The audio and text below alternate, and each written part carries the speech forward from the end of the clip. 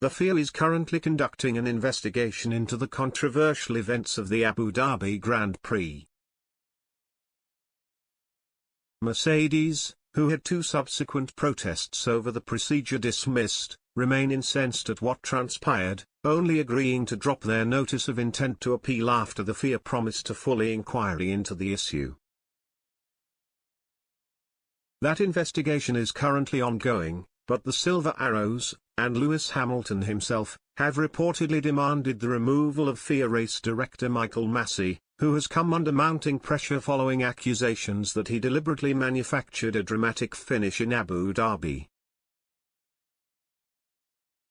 Hamilton, 37, is yet to speak publicly since the race, but there are mounting fears he may yet retire from F1 ahead of the 2022 campaign if he's not satisfied by the outcome of the investigation.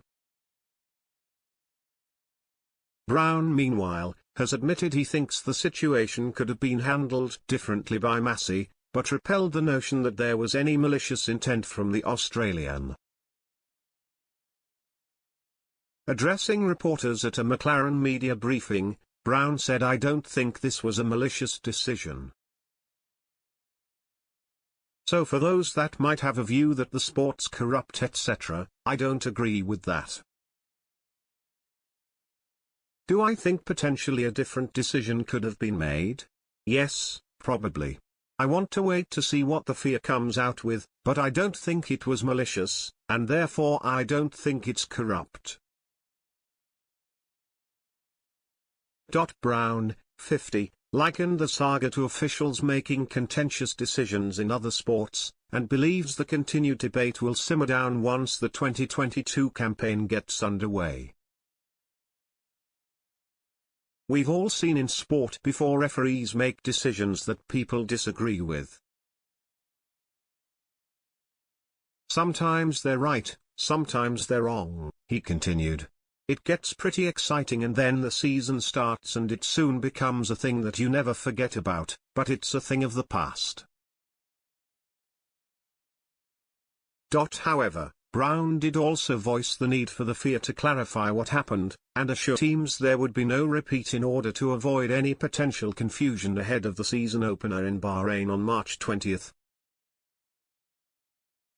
This campaign is set to be an intriguing one, with new technical regulations part of an overhaul designed to make racing more competitive.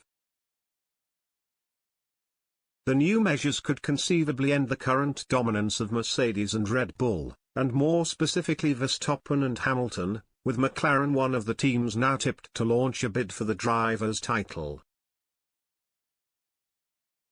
Despite finishing fourth in the constructors' standings last year, slipping back a place from 2020, the British team notched their first 1-2 finish at an F1 race in over a decade. It was Daniel Ricciardo who prevailed in Monza at the Italian Grand Prix, leading home teammate Lando Norris.